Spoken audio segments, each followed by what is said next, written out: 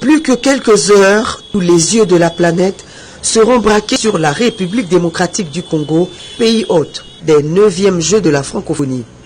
Un honneur mérité pour le pays de Lumumba qui ne jure que sur la parfaite réussite de cet événement grandiose. À seulement 6 jours de cette grand-messe sportive et culturelle, les sites reçoivent une 4e et dernière visite du président de la République. Ici, au stade des Martyrs, le constat est plus que satisfaisant. Tout est fin prêt pour recevoir les athlètes qui sont pour la plupart déjà sur place dans la capitale. Le site est officiellement remis au chef de l'État, maître d'ouvrage par le concessionnaire.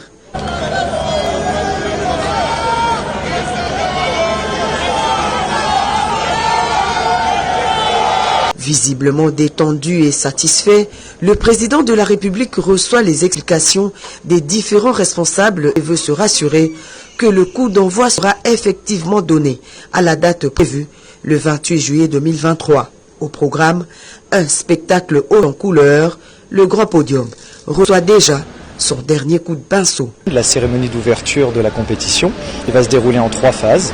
Le défilé des délégations, la phase d'allocution et serment qui correspond au protocole et le spectacle de la cérémonie d'ouverture. L'idée, c'est de protéger au maximum la confidentialité du spectacle de manière à ce que la surprise soit plus importante et les émotions plus importantes pour toute la population congolaise qui sera ou au stade ou à la télévision et pour tout le public international. À ce stade, les équipes procèdent tout simplement à l'embellissement et aux travaux de finissage. Cas de la gymnase jumelée avec une capacité d'accueil respective de 2000 et 3000 places assises qui va accueillir le basketball. En bon sportif et du haut de sa taille imposante, le chef de l'État a fait quelques démonstrations sur le terrain de basket, une assurance que la RDC est prête pour accueillir les 9e Jeux de la francophonie.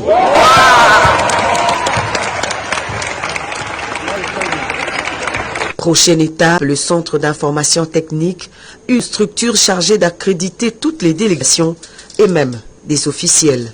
Le chef de l'État a été le premier à recevoir son accréditation. Le terrain annexe est le principal situé à l'intérieur du grand stade Martyr et toutes les pistes d'athlétisme ont eux aussi reçu la visite du garant de la nation. Avant de quitter le stade des Martyrs, le président de la République a eu droit à un bain de foule de quelques Congolais venus l'encourager. Pour ce grand exploit, un pari gagné pour la République démocratique du Congo.